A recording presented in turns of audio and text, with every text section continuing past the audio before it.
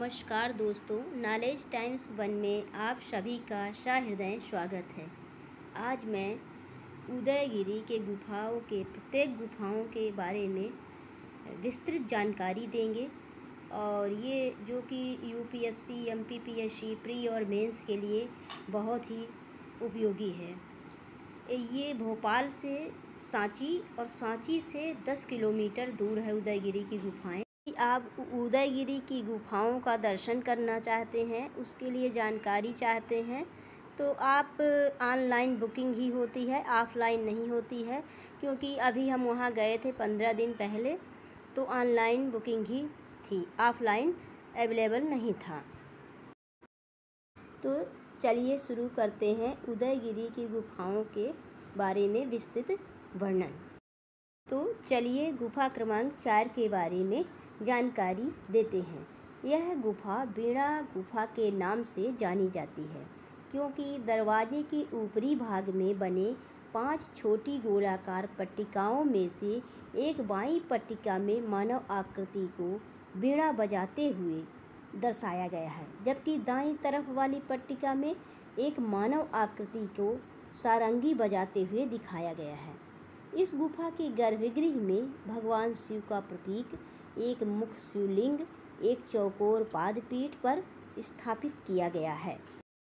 मुख लिंग शिव के चेहरे पर अद्भुत सौंदर्य का भाव है।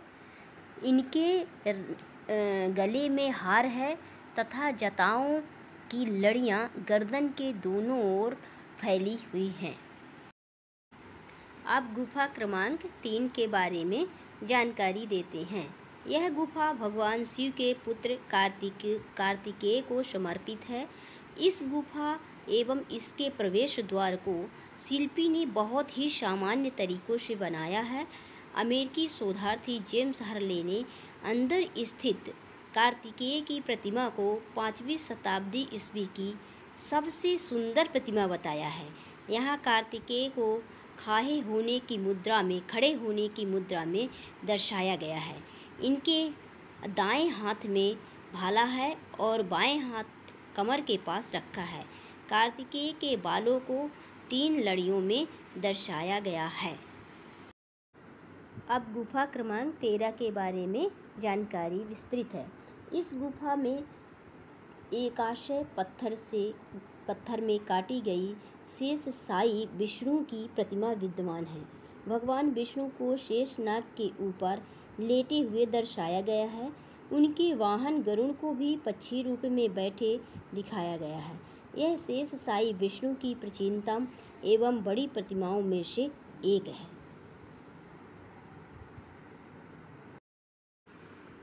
अब गुफा क्रमांक 6 के बारे में विस्तृत जानकारी।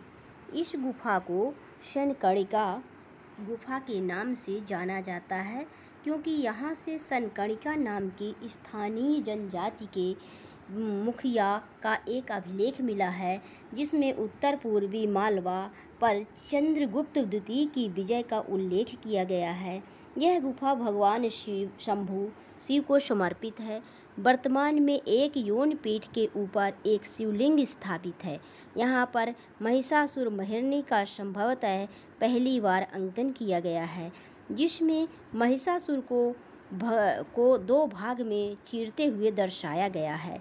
इस गुफा के पास ही एक छोटी गुफा में मातृकाओं की खंडित प्रतिमाएं हैं, जिनके साथ वीरभद्र या शिव का अंकन है। गणेश का भी यहाँ मूर्ति रूप में प्रारंभिक अंकन देखने को मिलता है।